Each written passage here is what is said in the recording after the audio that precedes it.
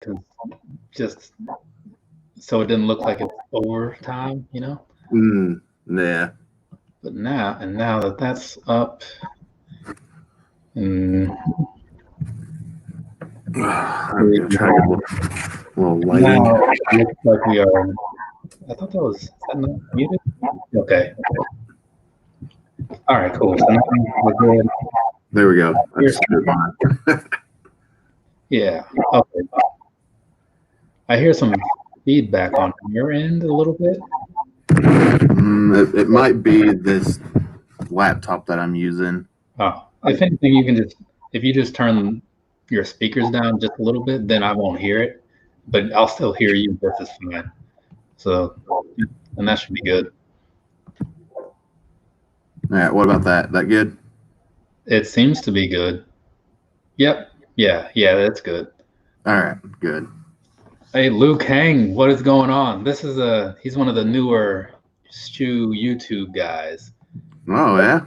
Yeah. Hey, Lou, if you're not doing anything Saturday, you should be a judge on the sneaker battle. It's going to be a tag team. All you got to do is come up with a question for, sneaker related things, and then judge all the other questions, because I still need, I think, 2 more. So if you're in for that, just let me know. And yeah, it'll be a good time for you to meet some other people, get your name out there, that whole thing, It's one of those things I like to do from time to time. So yeah, it'll be a guy that's not done a lot of shoes myself. Yeah, it'll be 8 p.m. I find it very entertaining. Right, and I'm not sure what time zone you're in, but 8 p.m. Eastern, Saturday. The one last week went about an hour, I think, for the actual battle part, and then we just kind of talked for a little bit after that.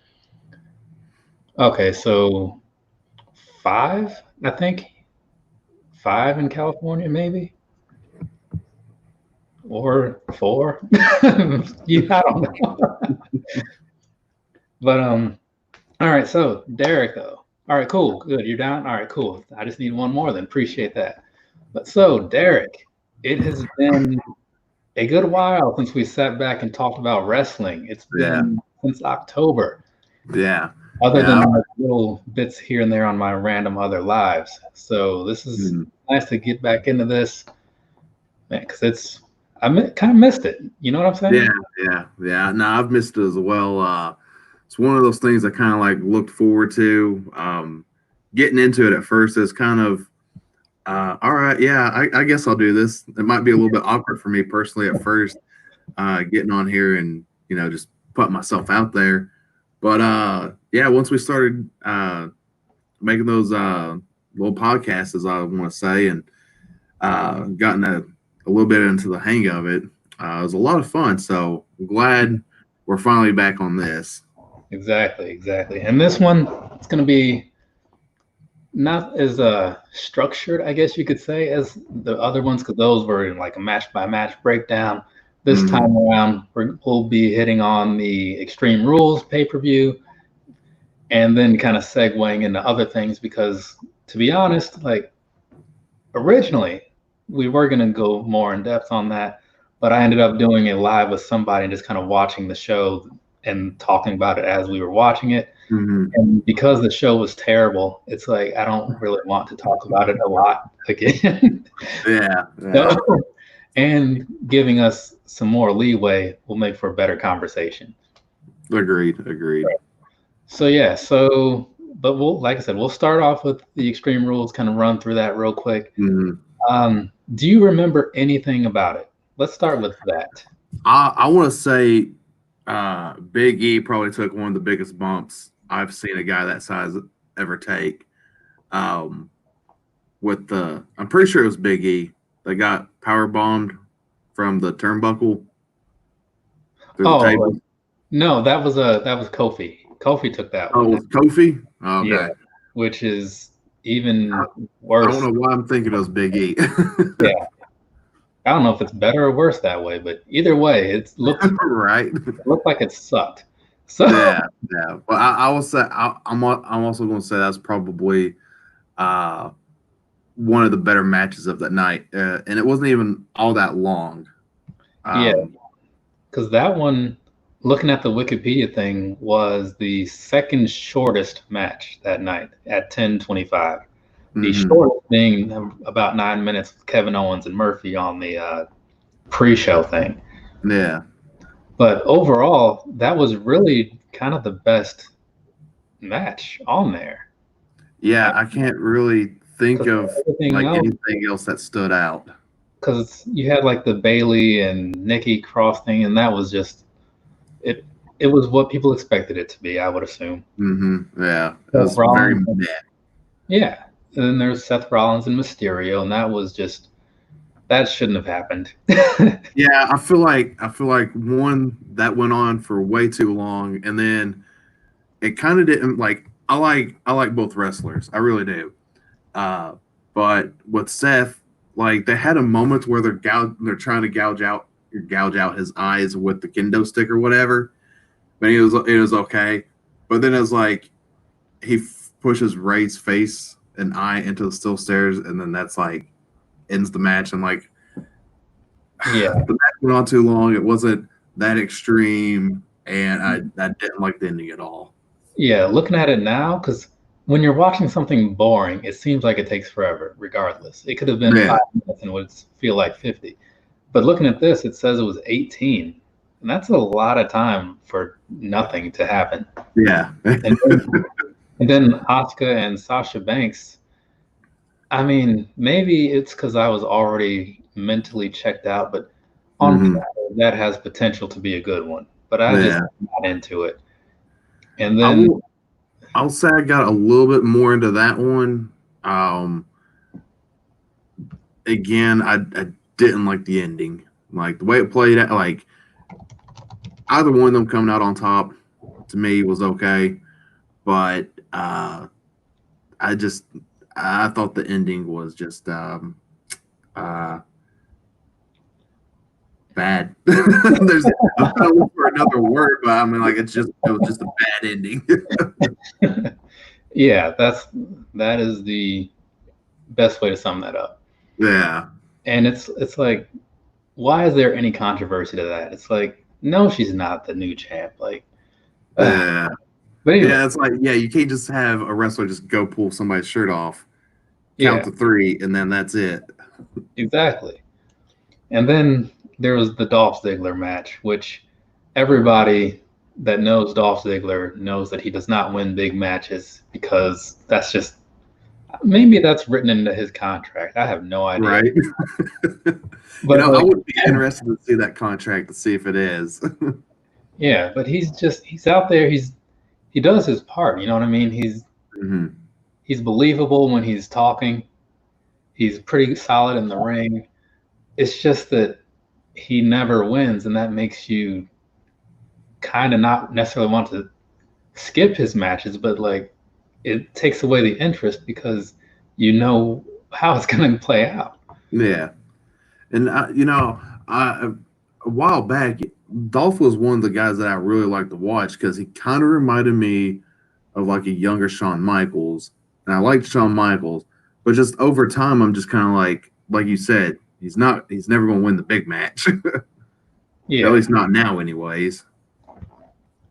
right. And and then he came out on Raw the next night, and he's like, "I almost beat you. I was really close." And then McIntyre's like, "Yeah, you were, but I'm not giving you a rematch." And then he begged him, and then McIntyre was like, "Okay, like I'll pick the stipulation." Well, hmm Ziggler said, "All right, you pick the stipulation. I'll fight you no matter what." And he's like, "Okay, you're on, and I'll give you the stipulation at the pay per view or something like that."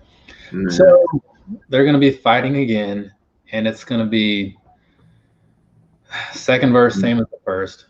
hmm It'd be nice to see Ziggler win. What's going on, Jeezy? It'd be nice to see Ziggler win But man, something, but I just don't see it happening. And that sucks because he yeah. deserves better. Like I liked his little story they had going on there with like Otis there for a while. Like that was entertaining, I think. But Yeah, it also might be because I really like Otis as a character, anyways. But I thought that was working really good. And now that he's with McIntyre, I just don't feel it as much. Yeah, and because that was cool. It was like it was different. It wasn't super serious, but it was probably only needed to last so long just to kind of build something up, and it was fine. But then he got back to this, and yeah, and then what was after that? The main event, the swamp fight, which was Oh my God. that was just. I get what they're going for, I think, but but Right. the way it the way it played out was just like it just didn't work. You know what I mean? Like, and so what was it? The Undertaker match with AJ Styles at WrestleMania. Mhm. Now, I'll admit, when I watched that the first time, I wasn't fully paying attention, so I didn't get as into it. But I saw it in full on SmackDown because they were doing an Undertaker special. I was like, you know what? This is actually pretty good when you know Mhm. the aftermath of it from having seen his documentary, and you look at that, and then you look at, okay, this is how this match is actually playing out. It's like, all right, this is actually pretty good. Yeah. And then you move forward to this show and you look at that and it's like, this is a bit of a mess. Like, you're just kind Mhm. of building up. It's like he beat Bray Wyatt in the cardigan or the sweatshirt or whatever. Then he beat old Bray Wyatt, like the Hawaiian shirt Bray Wyatt. And now I guess it's going to be The Fiend. It's like, Yeah. we didn't need to stretch this out over 3 months. And looking back at, taking into consideration the Undertaker's um, scripted match, if you want to call it. Um, I remember watching Bray Wyatt and John Cena. They did one of those scripted matches, and Oh, yeah, yeah. I It's did going not on. enjoy that. And then they had the Undertaker scripted match, and I already went in with the mindset of this is going to be just as bad. But honestly, that turned out to be one of my favorite moments of that WrestleMania. Um, which is easy to say, seeing how nobody can actually go to WrestleMania Yeah. this year. Again, rest in peace to your tickets there. Um, and then once I found out that they were going to do another Bray Wyatt thing, I knew it was going to be just as bad, if not worse, than the first one that they did with John Cena. And I get what they're going for, like you said, like kinda, I think, but execution on it is just not there. Yeah, it was. That's the kind of thing that it should have, in my eyes, that should have been like an extended segment, maybe to close out SmackDown or something like that. You know, Mm-hmm. you don't need Yeah. to get everybody hyped up over for the last 4 weeks for this. Just say like, just one week, say, hey, like come meet me over here, and then next week Braun goes over there. Same like they did when New Day had a compound match against the Mm-hmm. Wyatt family back when it was a family. Now Yeah. it's like one dude. And, that was, I don't remember where that was, but it worked out fine. You know, it wasn't Yeah. anything, they didn't add any unnecessary polish to it, but I don't know. Hopefully it ends up with being something decent. But overall, though, overall, as far as start to finish, that whole show, the only thing in my eyes worthwhile out of it was that tag match because, for one, Mm-hmm. it was good, and two, it was nice to see Cesaro get the titles along with Nakamura. Yeah. And Peasy here, he's saying he doesn't think there's going to be any title changes until the Corona stuff dies, or maybe he's saying he doesn't think there should be. And I, Mm-hmm. I get that, you know, because when you see those matches, like when you see these big title changes, they don't do anything. Like they don't have that same effect, is what I mean, you know? Yeah. And there's something to be said about that crowd atmosphere, the big pop, at the end of a match when, whoever it is, Stone Cold hitting the stunner on the rock or something, and then pin them 1, 2, 3, arena goes crazy. Now Yeah, you try that, and it's just kind of like a couple people like clapping and banging on, hockey plexiglass. yeah, those like people paid to fill in the seats basically. Mm-hmm. Yeah. And yeah, it's unfortunate, especially when you look at something like McIntyre. He got his first title win with nobody around. Mm-hmm. And then he said, I think he said it on Raw or maybe in an interview, that like, because it was taped, right? So Yeah. he held the title for maybe like a week or two, who knows how long. And he said he kept it in his closet because until it aired, it didn't feel real. And I'm like, Yeah. that makes sense. It really does, but it sucks a lot at the same time because it's like you want to have that moment, have everybody there, and like the ring feeling like a brand new dude. Yeah. And then it's like turns around like the moment he ends up losing it, everybody's gonna be cheering that he lost it or something. Yeah, and thank that you, would suck. Willie Boy. No, I was just seeing Willie Boy's comment there. I know because like not everybody on my subscriber list or people that watch me, whatever, they're not all about wrestling, but some of them are, and even the ones that aren't, that check in once in a while just to kind of give me a few minutes of watch time or just to say thanks for doing content. That does mean a lot. I'm like completely serious when I say that. I know some of the things I say come off like jokes and very sarcastic, but trust me, there are like authentic times, and that's one of them. Yep. Every little bit goes a long way. That it does. That it does. And let's see. And now Jeezy said, right, the crowd is the real time feedback for the exactly. Because like if you go out there and what was it? Keith Lee said in one of his interviews, he's like, it's hard. Like you go out there and like usually they clap. You're like, oh yeah, this whole town wants to see me. But this time you walk out and it's like, hey, my fellow coworkers, thanks for cheering for me. and not only that, but there's also that ring psychology that they've talked about. Like you could be out there and be putting on a decent show, and then you can hear that crowd atmosphere.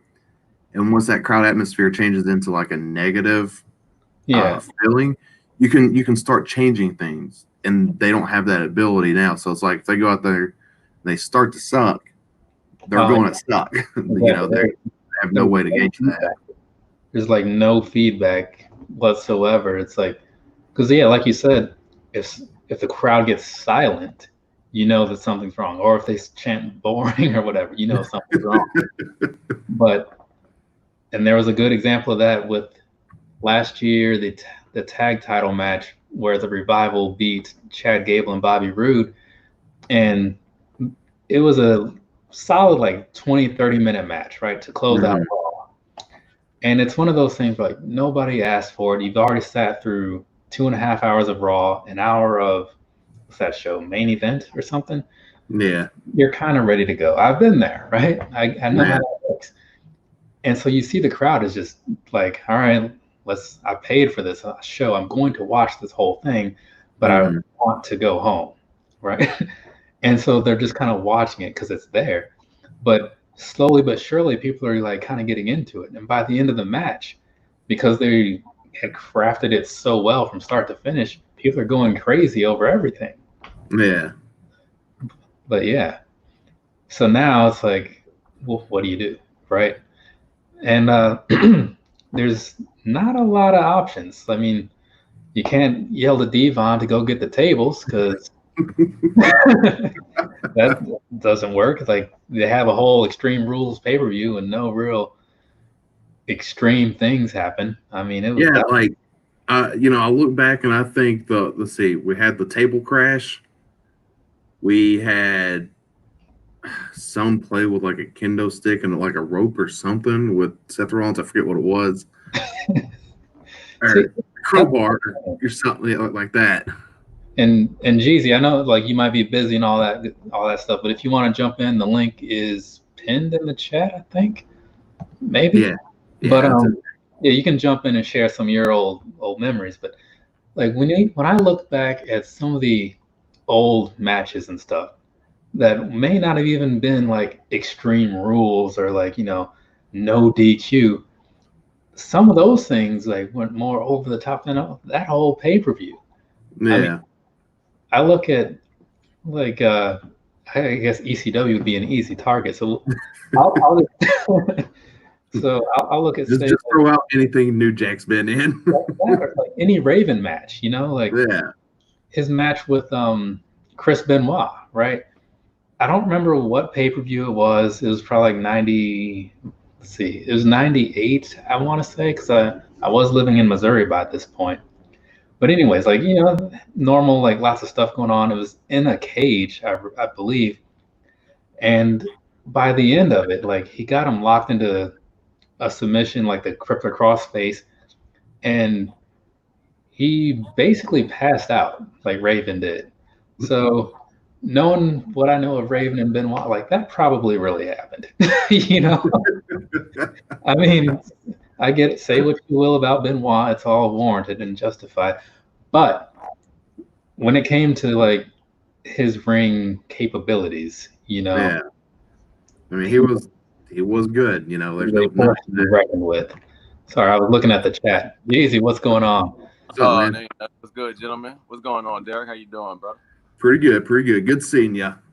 Willie Boy, come back later in the week because I do have a package coming in. So Jezzy, all right, thinking about like extreme moments in wrestling, whether it be like TLC matches or New Jack stabbing somebody, what are some things that you think of when you truly think like extreme rules?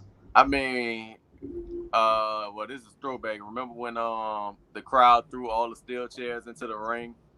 Yep. Oh yeah, it was Terry Funk and Terry Funk and that was Terry Funk and was it Mick Foley at the time? It was ECW, so I'm gonna say that it was Cactus Jack. Cactus Jack, yeah. Yeah, and all I did was ask for one chair, and the whole the whole arena went off.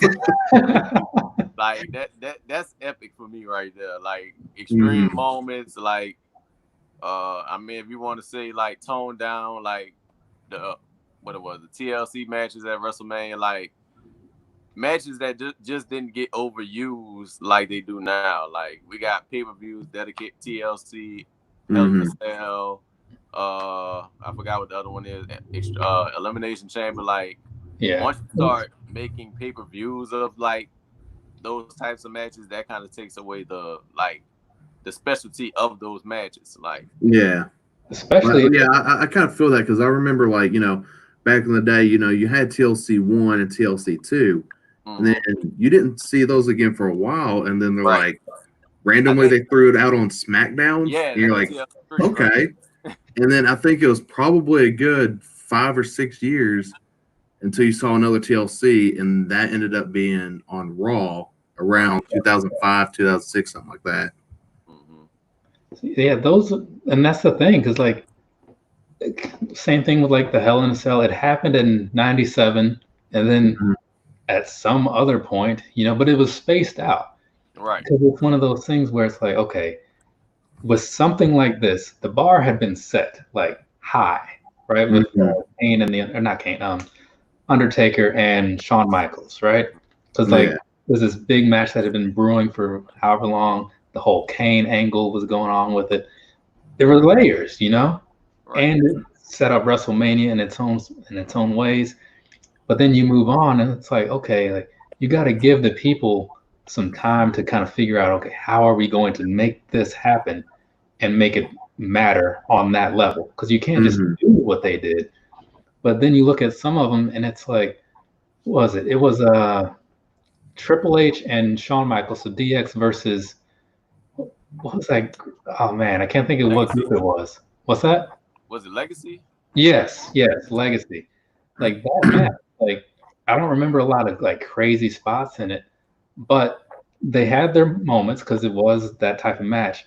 But just the way it was done, with like locking one guy in and one guy out, and then somehow like a different guy got locked out. It's like you have so many things you can work with, but now it's like you put it out there and you're like, hey, you have to go do this. It's like, how are you going to make it good? Yeah. Right. It kind of reminds me, there's been some times that, things weren't really, the matches weren't too like extreme or anything, but they were still able to make some stuff look pretty extreme, like Shane McMahon and Kurt Angle. At King of the Ring, putting them through the glass. Well, I was like, that's pretty creative. That's pretty brutal in its own way. It was part of it was correct me if I'm wrong, but I believe there was a mistake, and either like Yeah, they there was used two the wrong. mistakes. Like, I don't know if they put the wrong panel there or if they were originally not supposed to use that panel at all. But but the thing is, it's like once something doesn't go your way, you kind of want to try harder to make it go your way. It sucks for Shane though. Yeah, But I think he got a If it's Shane's concussion idea, at keep that trying. point. yeah. But I mean, yeah, and it's like little stuff like that that just goes a long way. And then of course on the other end you have the actual extreme stuff that I get why it doesn't happen. Some of it, like when I think it was the empty arena match with The Rock and Mankind with like the chair shots with his hands tied behind his back. Yeah. Like I get why that doesn't happen, but it's like there's still other stuff that you could do. You know what I mean? Mm-hmm. It's just I don't know, but and even like they had like the announce tables beside them. I don't recall any of those really coming into play. You could have put plenty of items underneath the ring. You could pull a ladder out, trash can. You didn't see anything like that tonight. No. And I was thinking back to just like normal old Mankind matches. You know, he would always do like the elbow to the outside of the ring, you know, like onto the bare floor, or he'd fall off the side of the ring, just like onto the concrete, you know. Or remember when Cactus Jack made his, I believe it was his first appearance on Raw against Triple H.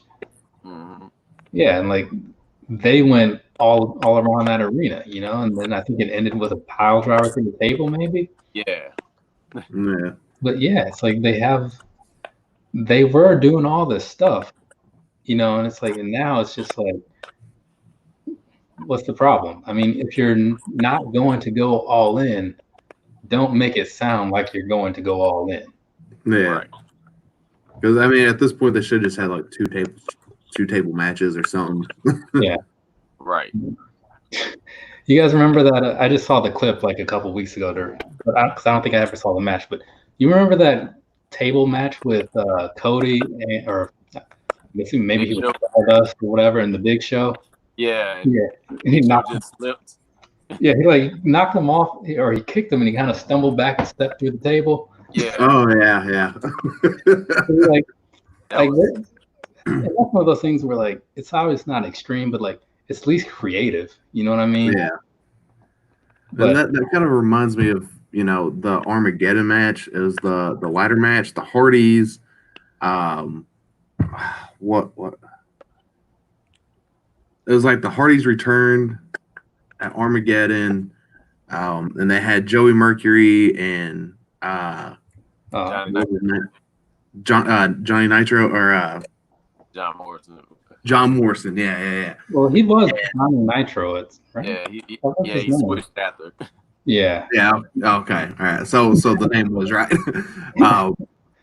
That moment that they did the seesaw, like they tried to do back during the No Mercy ladder match, and then ended up catching Joey Mercury. Yeah, busting him wide open. Oh yeah, that was bad. Yeah. Now, because I don't know if I ever saw that whole match, but I definitely saw that. Because like, I mean, I seen it real time. So I mean, because then he wore that weird face mask like Undertaker had. His face swelled up real quick. Yeah. Oh yeah. Remember when? I can never remember what pay-per-view. I want to say it was like a Great American Bash, but with Eddie Guerrero and Bradshaw. Yeah. And I don't know what happened. Eddie Guerrero was fine, and then all of a sudden he was not. Like there was blood everywhere. And he finished the match, and then he collapsed like backstage immediately. And yeah, Eddie went too deep. Yeah. And that's like committed.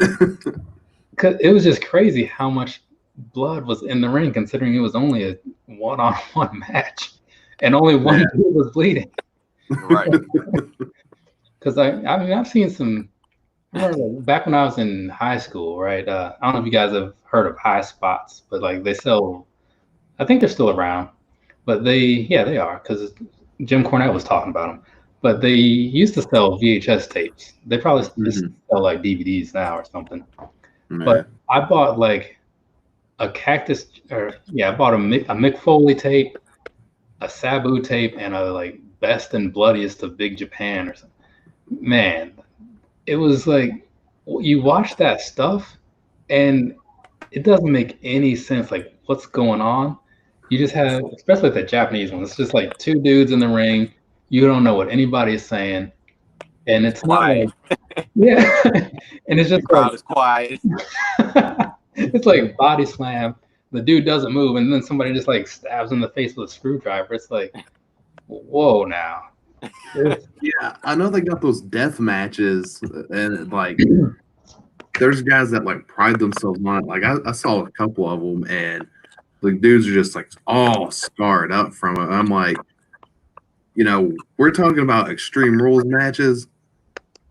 I'm not saying that they got to do stuff like that. Yeah, but that's probably some of the most extreme stuff I've seen.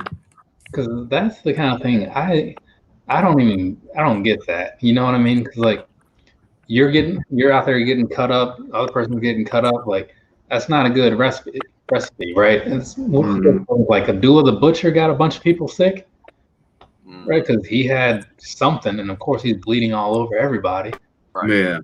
And it's like, look, you can do some extreme things without, necessarily going too far. I mean, or at least be like tested and be like open with whatever is going on, Yeah. Look at something like it was Born to be Wired. So it was Sabu versus Terry Funk in a barbed wire match, like where like they took down the ring ropes and they replaced them with barbed wire. That was one of the first like hardcore matches, like real hardcore matches I saw, and I was like, what is this? Sabu like jumps into the ropes, gets his arm cut up, puts some tape and some super glue on it, and gets back in the ring. Yeah, I remember that now. Picking it up, and then like trying to kick Terry Funk, like man, like this is. I've seen, but then like you see other people, and nothing against them, but like, you see somebody else like dislocate their shoulder, and it's like they're on the sideline for like 20 minutes. Yeah.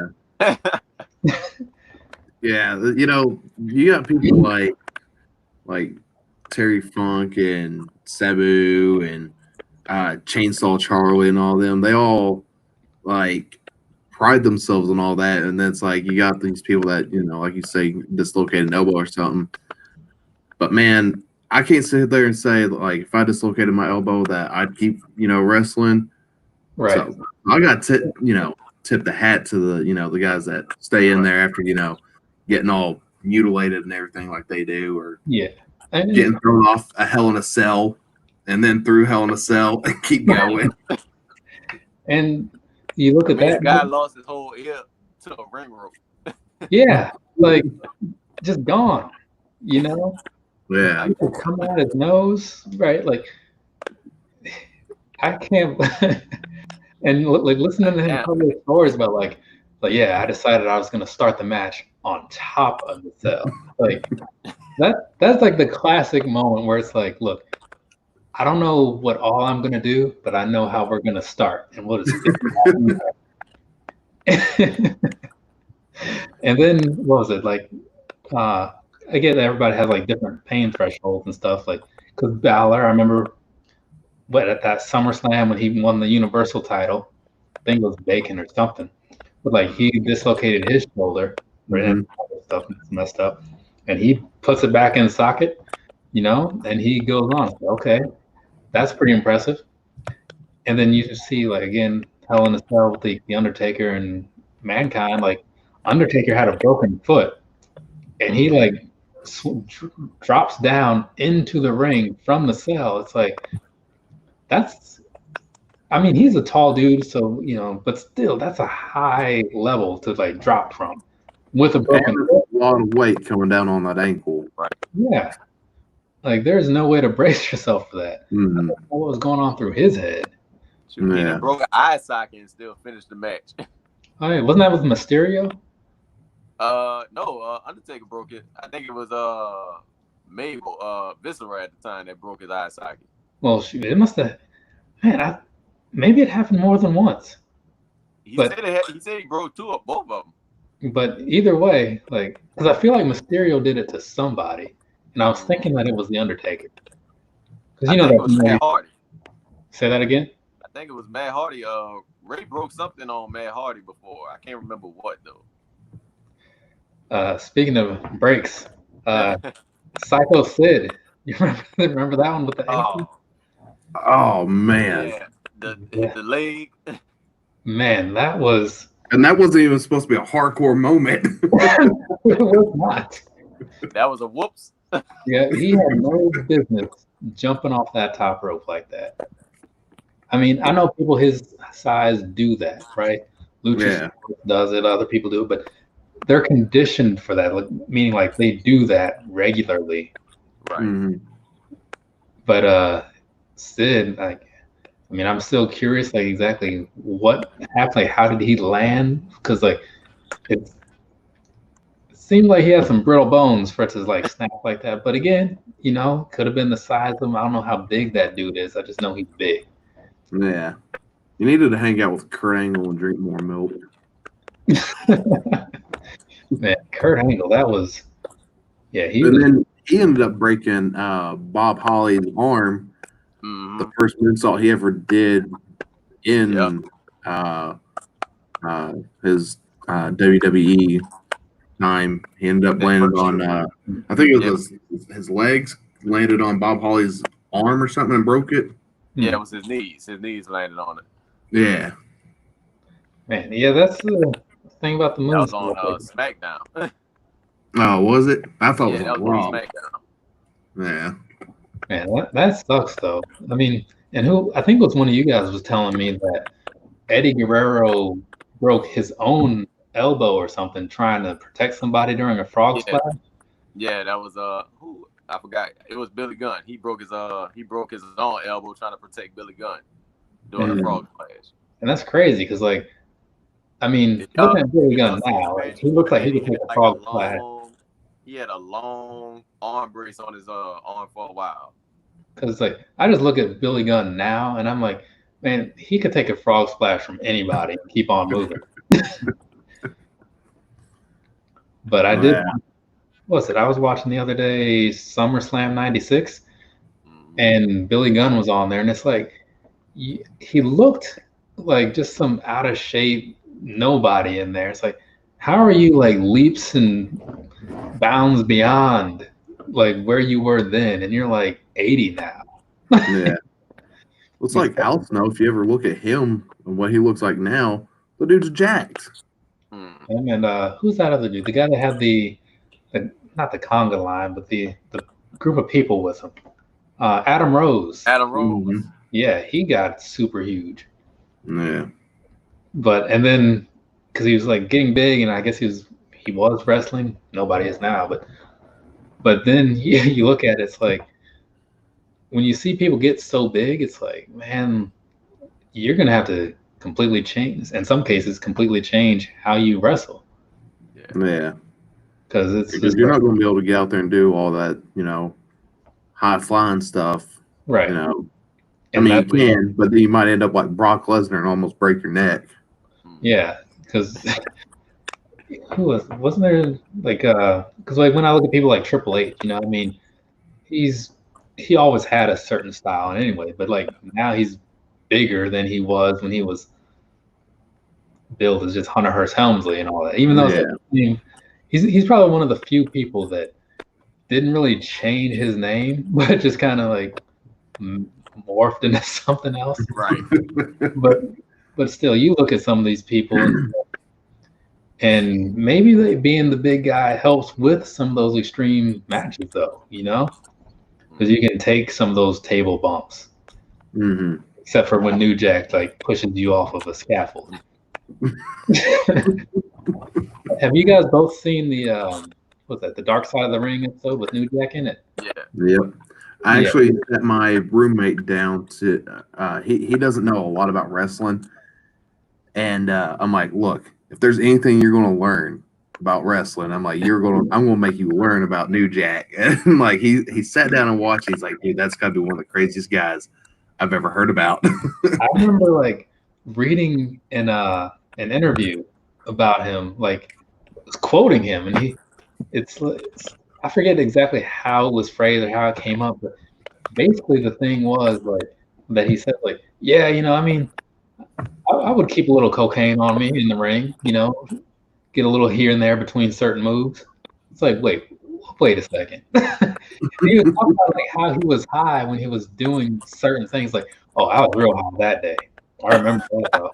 It's like, man, like if I was in the ring with somebody and I knew it was like a hardcore match in ECW, which is different hardcore, right? And it's New Jack, or anybody, and I see them like go to the side to get the barbed wire, and as they're picking it up, they go and do some coke real quick. It's like, man, like I know it's falls count anywhere, so there's no count out, but I'm leaving. I'm going somewhere else. Yeah. That's when you run up to them, get them in like a small package, and just make sure they do not kick out. Right. Finish that match right there. Do it like what's it with Sting and Jeff Hardy at the Bound for Glory, I think? Something where he was wrong. Oh, Jeff was hitting them pills. Yeah, well, who knows what all he had in his system in that moment? Because again, Jeff Hardy, even like within the WWE, where there's like some form of testing, you leave him to his own devices, and if all you're gonna ask is that he show up, man, that you might want to ask for just a little bit more. But for him to show up like that, and then Sting, I don't remember how the match ended, but Sting put an end to it, Yeah, I think he gave him like a what was it called, a scorpion splash or stinger splash, and then just pinned him. And then if you go back and watch the video footage, it's almost as if Jeff Hardy doesn't even realize the match started and ended. He just gets up and he looks all confused. Yeah, it's almost like one of those times where you see those rare matches where like it ends, but it wasn't supposed to end. It's like somebody didn't kick out on time, or they were waiting on someone to break up the pin, and it didn't happen. I remember seeing one of those in NXT. It was like one of the weirdest things because it was like a basic move, and then somebody goes for the pin, and it's like 1, 2, 3, and it's like, wait a second. And then there's just like that moment where everybody's like, something's not right. That was a chop. Anyone? But the referees are like, they can't just stop the count. It's like, yeah, they tell the refs all the time, look, if it goes to 3, it's not your fault. It's whoever didn't kick out's fault. Yeah. And so I forget, because it was like a tag team women's match, and at the time it was like Alexa Bliss was in it, I think, and this was like before she mattered at all, when she was still doing like the cheerleader thing. So this was a while ago. Yeah. It happened, and people were just like, well, okay. You gotta think it was an important match. Yeah. Right. But let's see. Thinking back to what we were talking about earlier, like with the extreme stuff and all that. So it's not always necessarily what happens in the match. Sometimes you got people like the Dudley Boys who just, you give them an open microphone and you just tell them, hey, go get the crowd worked up. Oh, they'll get them worked up, all right. They almost started a riot at it was Heat Wave, maybe 98 or 99. I just remember because it was like one of the Heat Wave pay-per-views. I don't remember what they were saying, but they were just going off on the crowd. Like, I don't even know if they had a match. They were just out there just berating everybody. It's like, hey, who's that fat man in the front? You. It's like, what? It's like dropping all the F-bombs. It's like, yeah, but that's your whole name too, isn't it? It's like, what? He didn't even do anything to you. I need to go back and watch that. Yeah, it was like, and the promos back then were just like, again, it's just people saying whatever they wanted. Like when Brian Pillman came out, because he was I think this was after the injury. So when you're limited in one way, you got to turn it up somewhere else. Yeah. So, and I'm sure Jezzy, I'm sure you watched a fair amount of Pillman, right? So I missed a lot. I watched a good bit. Yeah, I missed that a was lot like of a turn point for me. Say that again.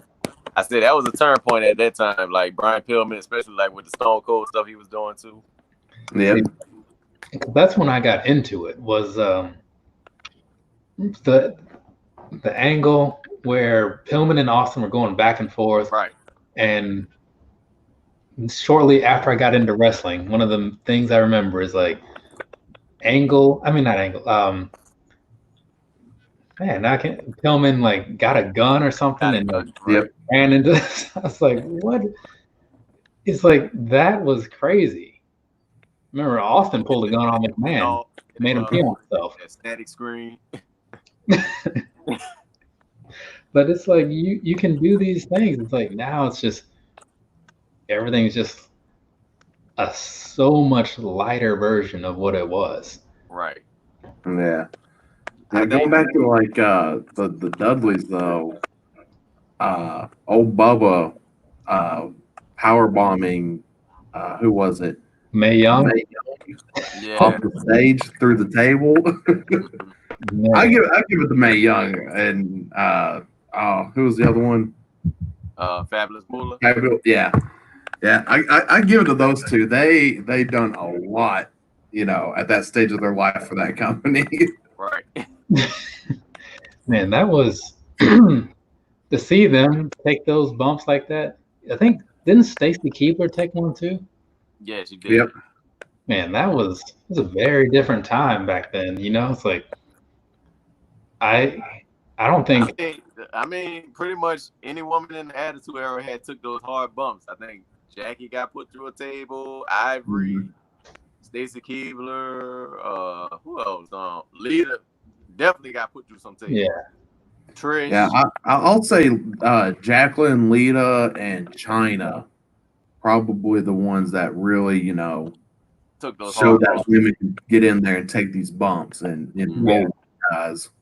Because that was the thing, and I was going to bring that up earlier when we were talking about like Elimination Chamber. So like when the Elimination Chamber started, it was just like you could watch it and you could just see like no matter what's happening, people are getting hurt. Like I'm just falling off the ropes. Like that outside the ring was just pure metal, something. And then when they brought out the first women's one, the first thing I noticed was like this thick padding that they had laid down over the outside area. Right. And I was like, okay, I mean, that kind of takes away from the whole reason of this being an elimination chamber. Like, look, I get that they're smaller, so it's going to hurt more, but if they're wanting to do this, hey, man, go all out. It's like give them that recovery time that they're going to need later, but just go with it. But then later on, I saw they had that same padding like the men too. Right. And it's like, okay, so now everybody's like, come on, what are you guys doing, man? Yeah. I agree. I saw that padding, and I thought it really took away from what the Elimination Chamber even really stood for. Yeah. It's like all kind of disappointing to see. Just because it's there, you can't force somebody to use it. But, at least give them the option. If they're willing to go out there and do it, then let them do it. And I think it was Shane McMahon that's said it once. He's like, safe but spectacular at the same time. I think he was talking to maybe the Hardys and Kurt Angle or somebody, and they're going into like a cage match, and Kurt Angle ended up doing a moonsault off the top of the cage. Stuff like that. No, which is still, I get like that has happened a lot of times over the years, but the moonsault off the cage is just insane to me. Especially when you don't even hit anybody. Yeah, when you miss, that's the thing. Yeah, like I saw, it wasn't even that as high, but like on one of the recent AEW pay-per-views, Joey Janela, it may not have even been a pay-per-view, but either way, Joey Janela did a moonsault off the turnbuckle, off the top turnbuckle to the outside, like, people often do. And dude moved because that was the thing, and he just hits the ground, like just pure ground. And I'm like, man, that it's like it's nowhere near as high as a cage, but it's still gotta hurt a lot though, Yeah. Especially, I mean, you got that padding there, but that padding doesn't have that same spring that the ring does. The ring has a little bit of it'll give you something back, It's like the ground is the ground. It's flat concrete. You just it's like flat. It's like those. I think what's on them is like not like a wrestling mat, but like those mats that you can put down, so you're not on the ground, but you may as well be. It just has like a little bit of give to it. Mm-hmm. You see them in like gymnastics places and stuff like that, but it's like those. It's like you're no matter what you do, you're not coming out on top. Yeah. Like when I was in MMA, we had those puzzle mats where they just snap together. Yeah. And you're like, oh yeah, you got these little mats in there, you'll be fine. Man, you get dropped on those, it still hurts. It will still take the wind out of you. And I know that's still gotta hurt, flying from a turnbuckle to the ground. Right. And even some like just standard moves, like you guys all remember like when Undertaker was doing the Last Ride like more regularly. Yeah. And he'd do it with like Christian, who weighed like 20 pounds as far as he's concerned. And like he'd hoist him up in the air. It's like at this point he's like 10 feet up or something like that. Right. And just to be slammed straight to the ground, like even if you take the fall in like the best way you can possibly take it, it's still gotta like hurt. Like still gotta knock, like you were saying, like knock the wind out of you. You know what I mean? Because like I don't know about you guys, but like I've fallen before, like from like heights or whatever. I remember like I was climbing into or out of a window because we were trying to like go somewhere, and I don't know what the situation was. And I fall and say, man, that hurt. Right. It's like maybe 5 feet off the ground. So for someone to slam you from 10 feet, Yeah, right. Why so? What's going on, man? But yeah, it's just you look at a lot of that stuff, just taking certain moves. Like when you guys watch like just normal wrestling matches, what are some of the moves that like you see that just normal everyday moves that you just think like that hurts? Yeah. Obviously any power bomb, you automatically that's on there. Yeah. For me, one of the first things that I remember, and because like they used to do them all the time in like the 80s, 90s wrestling or whatever, like the backdrop, like you push somebody off the ropes, they come back and you just flip them over. Yeah. Mm-hmm. Man, and because you would see some people just kind of flip right over and back. But then you got the Shawn Michaels type people that are just like, all right, I'm using this moment to get as high as possible. And he just goes all the way up. It's bam, like, geez, like that is, you had a point to prove to somebody. Bradshaw's clothesline, that always looked brutal. Like even if it's like they're doing it safe as they can. Like man, that arm comes flying out of that person so fast. Oh yeah, like that's I feel like that's gotta hurt. And YSL said the power bomb too, but yeah, it was that Farouk spine buster that got me. I was like, because he just pick you up quick and then he's dropping you. He's picking you up high and dropping you quick. Yeah. The spine buster, like that is because you can't protect yourself at all like that.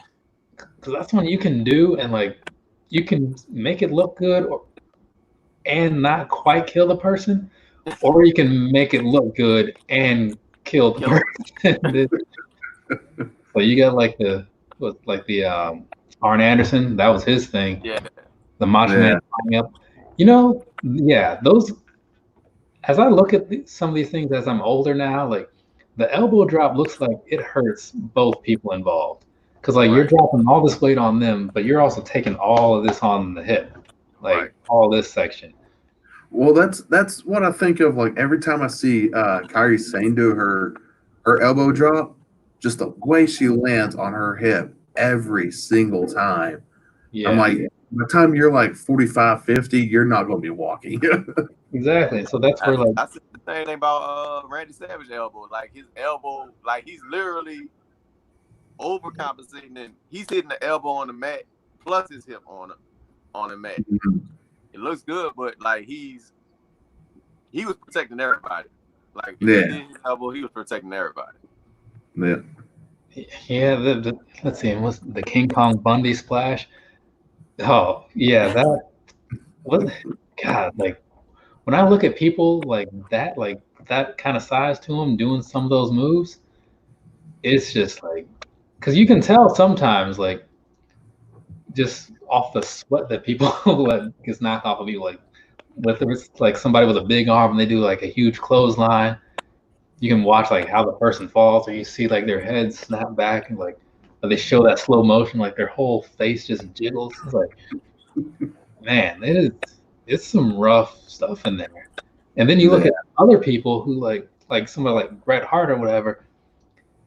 You can tell when he's wearing somebody down, but he's not like he's wearing them down. He's not like taking everything out of them with like one move, you know? It's like, right. I know you got a bad knee. I'm gonna work over this knee with all the submissions you've never seen before. Yeah.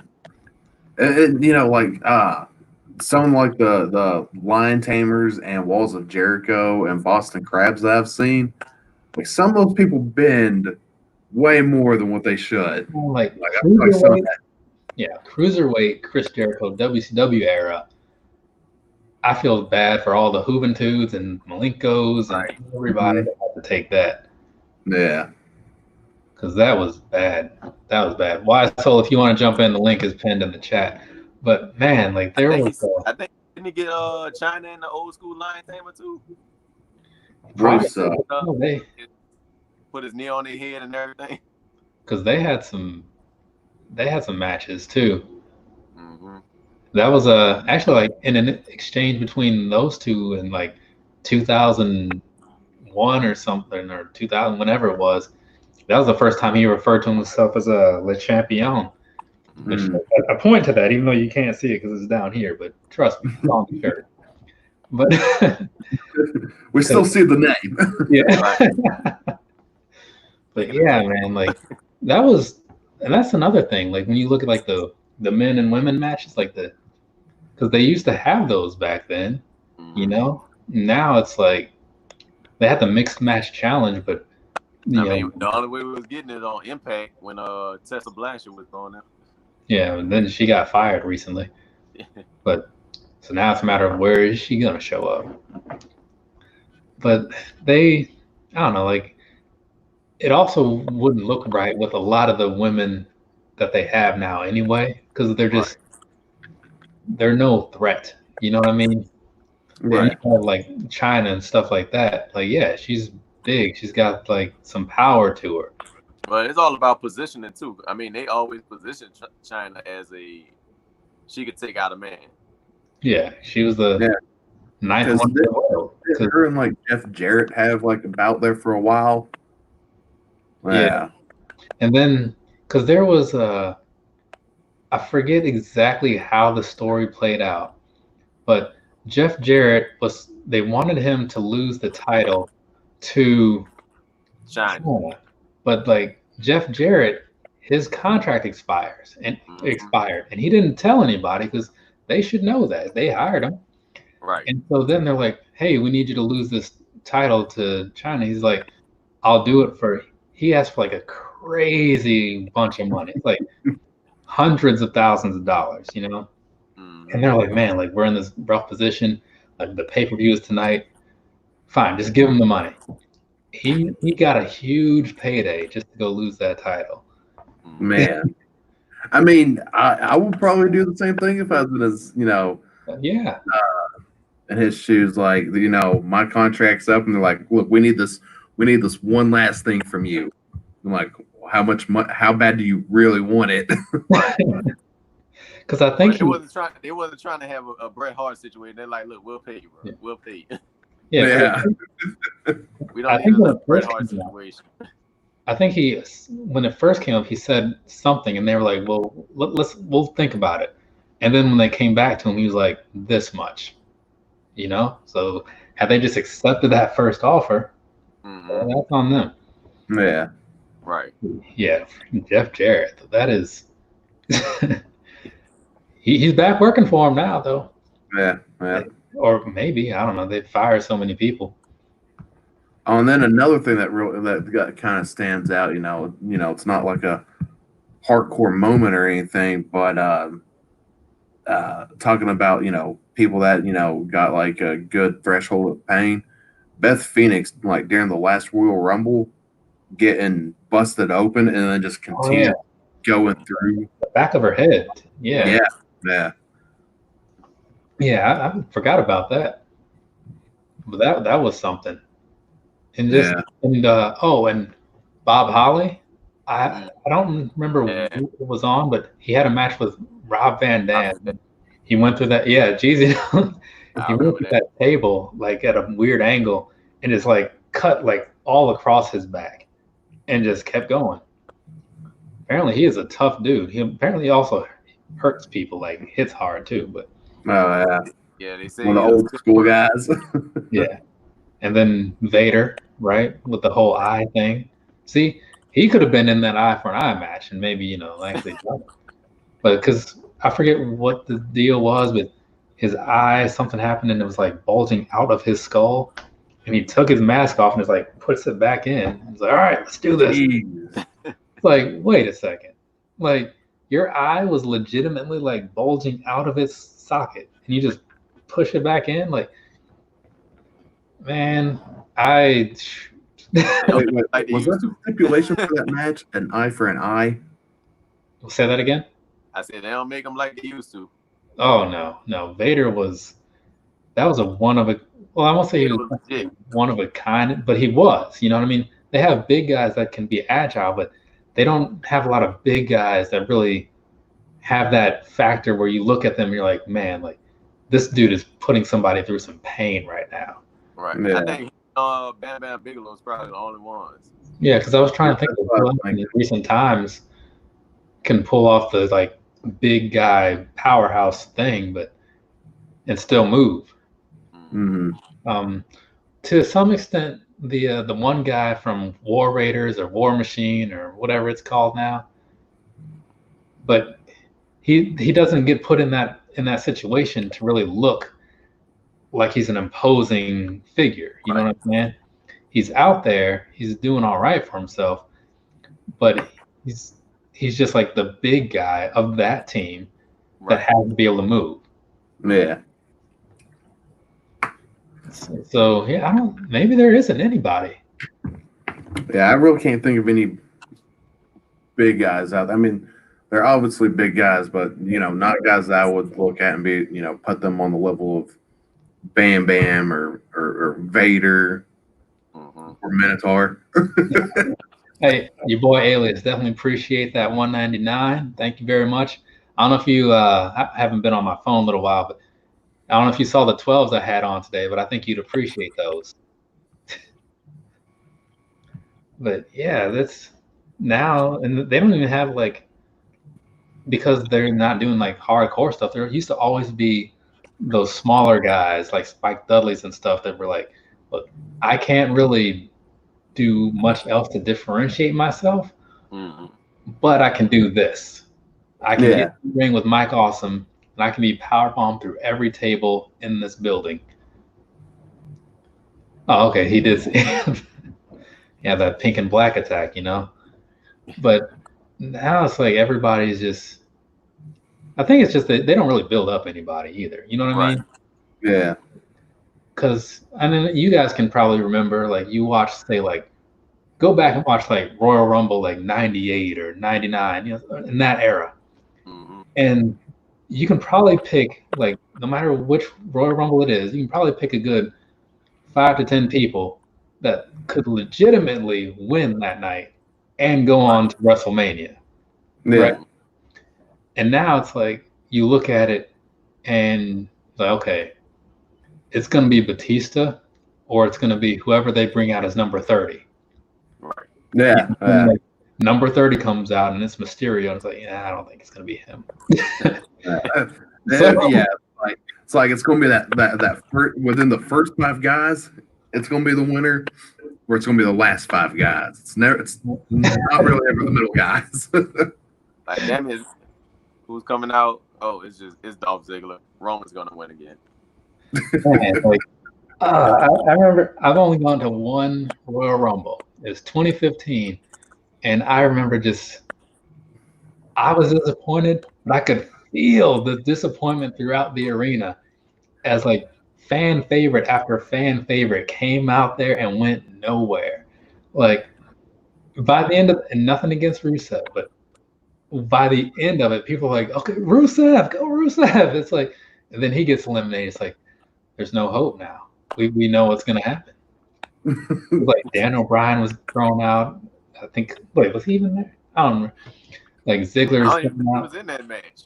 Everybody that looked like everybody that somebody would have been okay with was thrown out, except Roman Reigns. And then that's the year before AJ Styles came back, right? Yes. Wait, was AJ Styles 17 or 16? 17. AJ Styles 2017.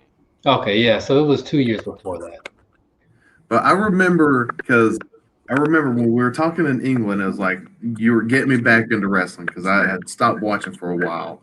Yeah. And then that was the first Royal Rumble I watched in a long time. I was like, man, I'm so excited for this. And you were talking about you could feel the disappointment in the arena. Sitting there watching it, I felt the disappointment. I seen the disappointment in the the arena. Yeah, it was just like, how do you, like, you've got one shot, and it's not even difficult to get everybody on board for WrestleMania. Mm-hmm. Right? Like, people aren't looking for too much out of you, right? It's just like, give us one combination of what we're looking for. You can throw in one of those weird things and have it go the triple threat route, whatever. Just get at least 2 people in there that people want to see. Give them a chance that things are going to work out. But no, we got just gave us the same thing over and over. Like, and it's one thing, like when it was I think it was Triple H. I mean, it was Undertaker and Shawn Michaels 2 years in a row at WrestleMania, but everybody was fine with that. And then it was Undertaker and Triple H 2 years in a row right after that, and people were fine with that, or at least definitely like the Cell match, right? So you can repeat some things and it be okay if you do it right, and if it's something that people are at least somewhat on board with at first. Right. But I mean, it wasn't the first time they've let people down. I mean, thinking back, like, what are some of the other times when you guys were kind of let down by some of their booking ideas? The whole CM Punk situation. Yeah. The whole thing. Start to finish, yes. Like, that's just so messed up, man. Like, because like they could have rode that wave on perfectly. Like, after the setup from, I forget what pay-per-view it was, but where his contract was ending, but like he won the title, and because it was in Chicago and nobody saw it coming, or whatever the case was, he was hot then. They could have rolled that on through to WrestleMania, had him main event with whoever else they built up, because I want to say like Edge was still around then, right? Could have, that could have been a good one. Whoever else, they had options. You know what I'm saying? Nope, because CM Punk he can deliver. Mm-hmm.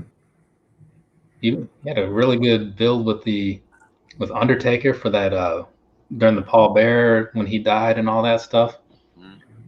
Another example of like how something's going to play out, but it can still be interesting. Right. Mm-hmm. Now it's just they just throw stuff at you. It's like, all right, looks like Drew McIntyre is going to be defending his title against Drake Maverick this weekend. It's like, is he? Is there really a title? Is this really going to be a defense or a show? Yeah. They didn't even show the stretch. Man, yeah, it's. Now, I think like some of my bigger disappointments right now with wrestling is when they do the. So I went and saw Raw live. I think it was last summer, and they had the who was it? The Usos, the Revival, somebody else, and then they end up doing like an itchy powder cream thing and just made it like ridiculous looking. Stuff like that. It's like it just makes me cringe, and that's where a lot of my disappointment comes in. And like the pouring the dog food on Roman Reigns, I'm just like, really, this is. Oh yeah, with like Baron Corbin and his henchmen, which was Bobby Roode and Ziggler. Yeah, Dolph Ziggler.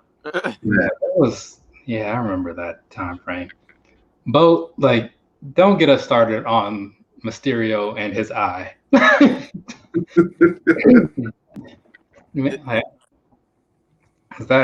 is a mess. Like, but yeah, that was what was that? Oh, but yeah, there've been definitely some missteps, especially when you look at like how Jeezy brought up CM Punk. Like they have somebody that can totally be everything they need in the moment, and they're just like, nah, we're not gonna do that. Yeah. Like, there's no reason. Like Nakamura and Cesaro, they should not be in the tag division right now. Nothing against them. Don't get me wrong. They're doing fine as a team, but individually, they both have too much going for them. You know what I mean? Right. Mm-hmm. Correct me if I'm wrong. That CM Punk era, that just made me hate Triple H a lot more than what I felt like I should have at the time. Because like the booking was terrible for as much talent they had at that time. Mm-hmm. Like we always complained about like how much talent the Attitude Era is, but during that whole ride there, they had a lot of talent that just never got used. Like it was like Cena a bust, like Randy Orton a bust. Like that's pretty much all it was. And like, how could you grow in a seat like that? Yeah. and more wasted opportunities.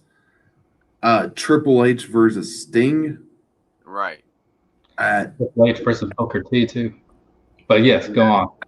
Well, I mean, for me, Triple H just wanted to bury every WCW star that there ever was. Like, and that's how I felt about that. Yeah, Goldberg, Steiner,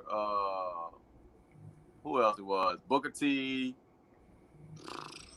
Sting. Like he pretty much completed the circle right there. Yeah. Did you take out DDP at any point? Was DDP? Nah, that was Undertaker. Yeah. Yeah, like that's. Yeah, like I don't really remember anything else DDP did with the WWF outside of the whole Undertaker Sarah storyline. Like that's the only thing I remember from his stint there. That yoga angle he was doing for a little while. Yeah. But I mean DDP though. Right. Yeah. It helped Jake the Snake. Right. Yeah. And looking at, I mean, obviously it took more than just yoga, but yeah, I mean, it was but still though, just only focusing on that, right? Don't think the physical well-being of somebody. Mm-hmm. That is huge. You know what I'm saying? Because a lot of people, they get into whatever situation and they think, well, okay, well, I just got to live with this pain of whatever for the rest of my life. But if you put in, chip away and you're willing to, play the long game and you got some patience, right, you can come back around. You just gotta realize it's not going to happen overnight. You know what I mean?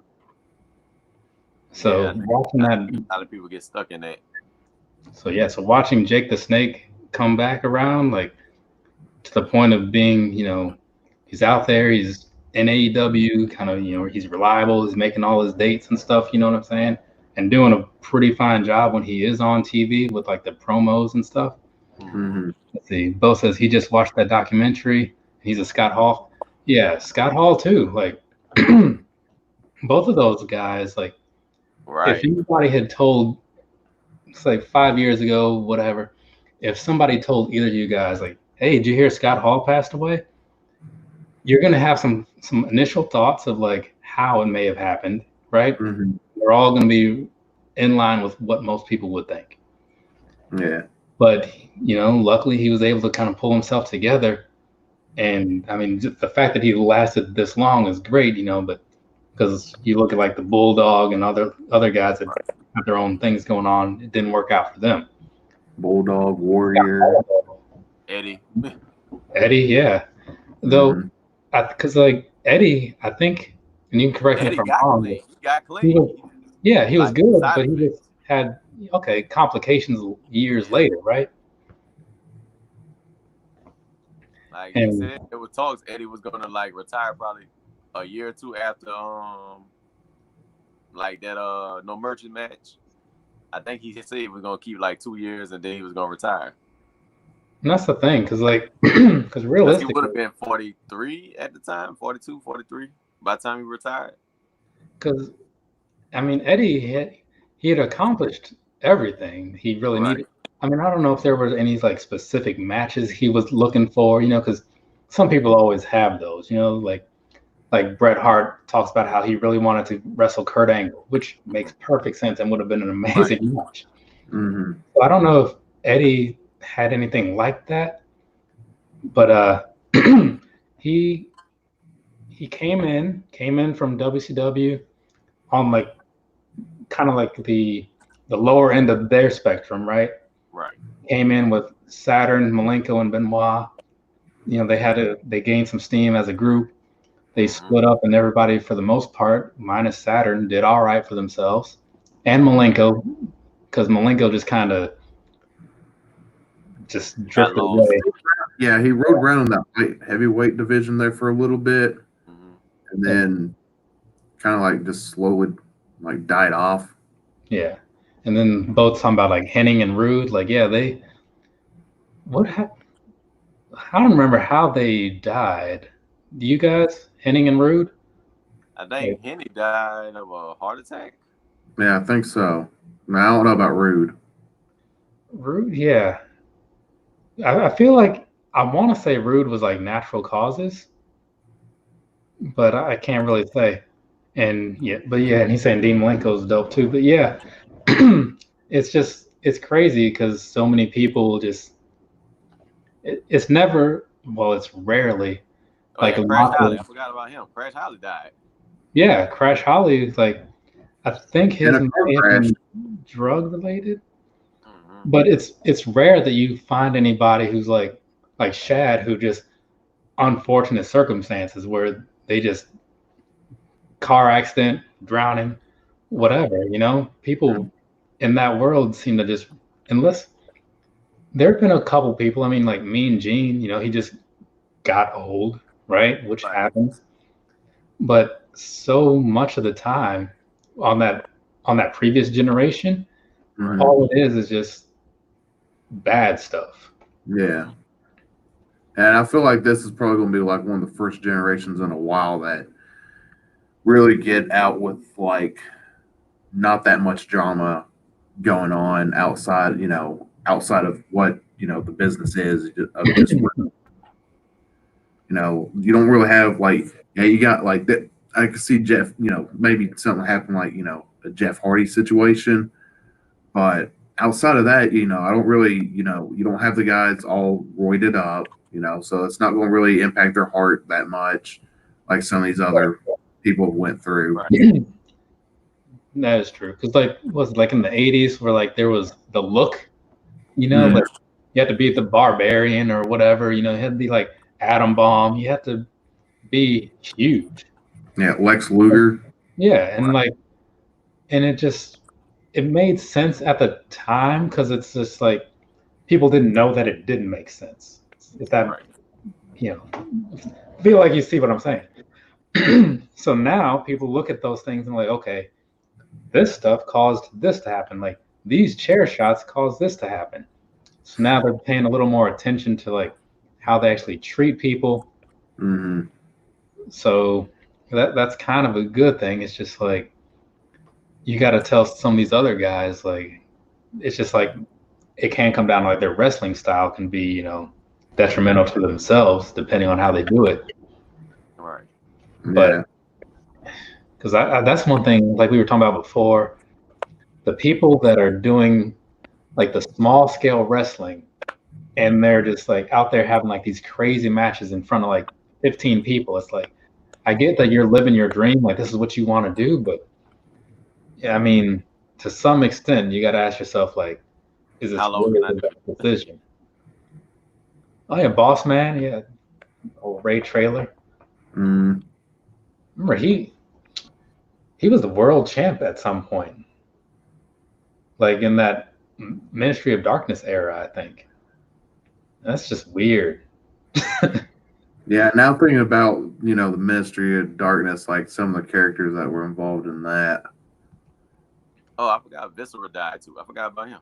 Oh Yeah, yeah. And then his family tried to sue the WWE for like wrongful death. It's like that dude was 800 pounds. Yeah, he was a big dude. So I mean, you can't really like, and then he was moving too at the same time. Yeah, like I get if they put him into a bad position, like if they forced him to do something, you have proof that like right. You know, they told him to maintain this image and like here are all these logs of them buying him all this food and all this, like, and then making him eat it because like, and this was his only way to make a living.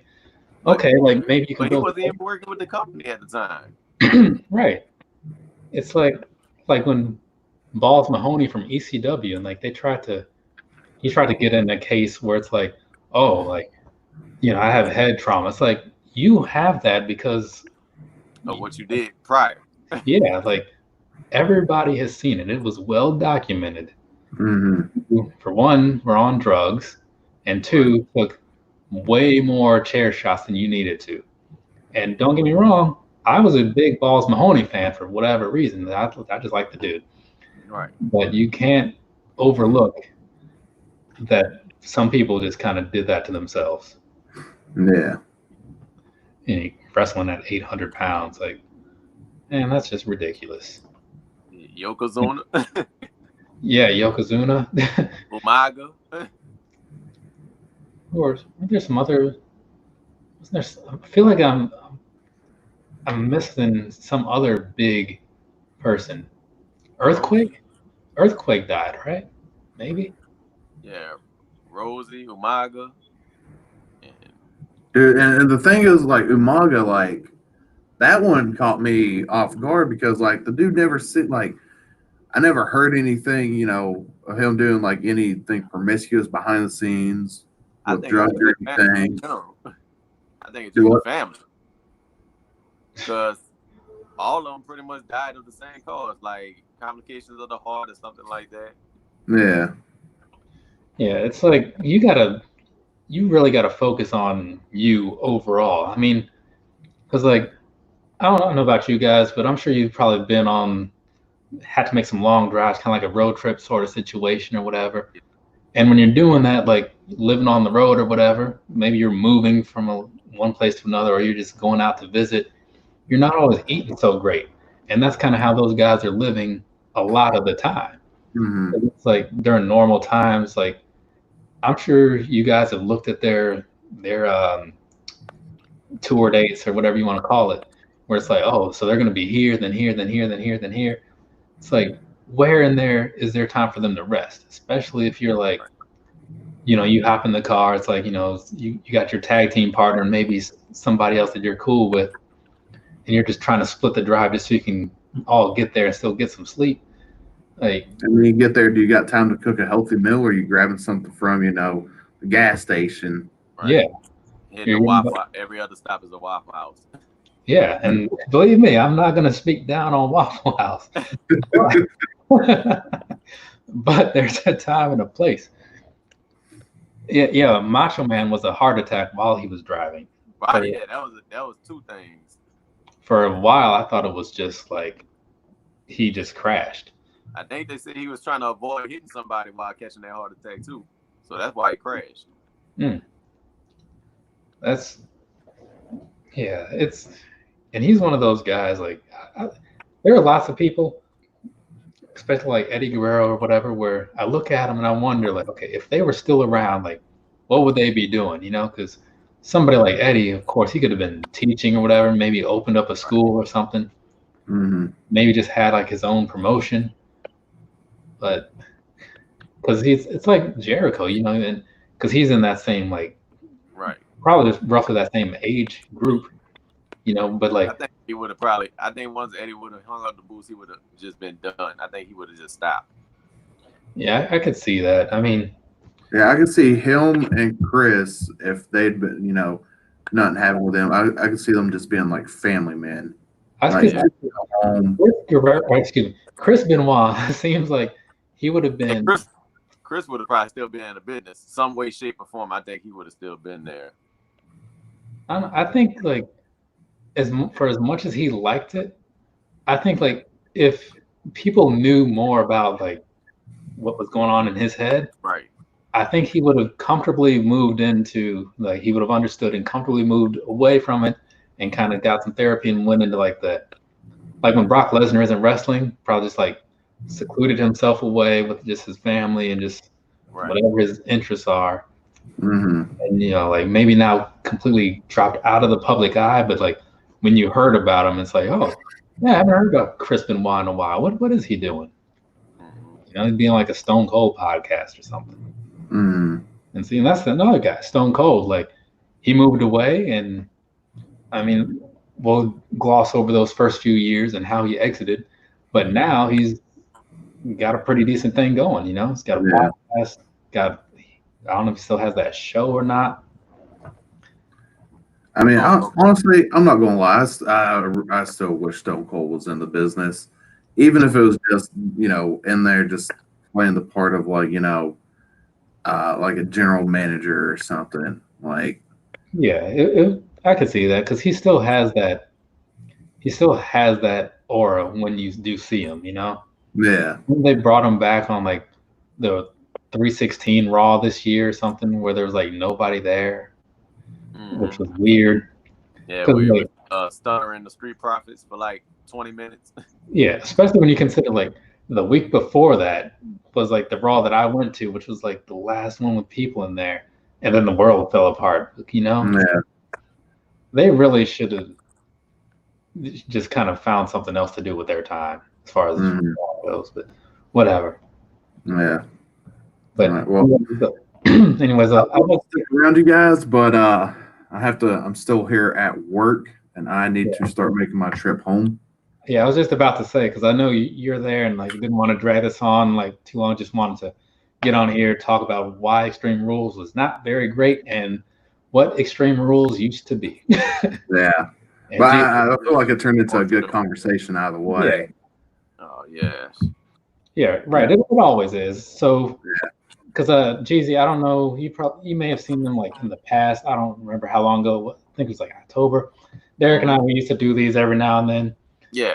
Just like once a month. So we're just going to try to start getting back into that, just whatever makes sense. So the next one, next month is SummerSlam. So maybe we'll do talk about some SummerSlams or something, you know, not necessarily the 2021, but there have been a lot of them. So if you want to come back, I'll let you know when that's going to happen, and we can do that. But but for now, we'll go ahead and get this wrapped up. Jezzy, you want to shout yourself out real quick? Let people know where they can find you, and I'll put your stuff in the description later. All right, that ain't no problem. Yeah, it's Jezzy Christ, aka Thriller. You can find me at that same handle on YouTube, and you can find me at Jezzy Christ 1 on Instagram. As Tristan said, he'll link me in the description below, and you can follow me. I do shoe reviews, hauls, also collect figures, WWE, Marvel Legends, Lightning Collection, Hot Wheels, like you name it, I pretty much collect it. Speaking of that, we got to do our figure thing, because maybe this Sunday, after all the Comic-Con stuff is wrapped up and we see what all came out of that. Yeah. But But we'll talk about that in the next couple of days. Oh, And okay. Derek, I know you don't really have you're not doing the YouTube thing right now, but if you want to tell people, something where they want to follow you, where you are. Yeah, you can follow me on this channel when I, make my casual appearances. And, just be nice to each other. The world's a rough place as it is. Just be nice. Sounds good. All right. Yeah. And of course, my name is on the screen. My name's on the channel, wherever, however this works. Kind of forget. But anyways, so there's that. Have a nice rest of your day or rest of your night, whatever it is, wherever you are. Thank you for coming through, for everybody that came through. Vote, I appreciate it. Your boy Alias, Willie Boy, I think it was. Paul was in here. Everybody, I do appreciate it. And I've got reviews that are uploading right now or published right now, whatever. You know how to find my stuff. All right. Later, people. All right. See ya.